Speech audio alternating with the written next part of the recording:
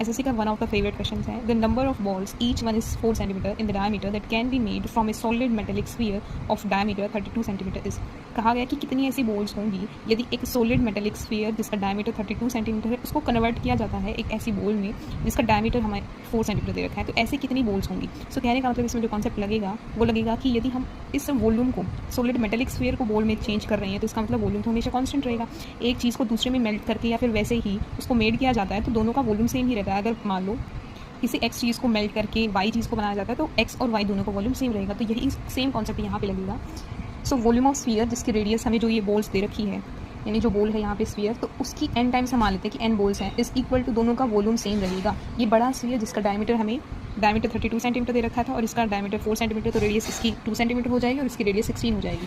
So n into volume of sphere जो होता है हमेशा 4/3 पाई आर क्यूब होता है, आपको याद रखना है, और 4/3 पाई आर टू क्यूब। यहाँ पे ये R1 ले लिया, इधर R2 क्यूब ले लिया। अब देखो R1 की वैल्यू इसने 2 दे रखी है क्योंकि डायमीटर हमें 4 दे रखा था तो रेडियस वहाँ से 2 हो जाएगी।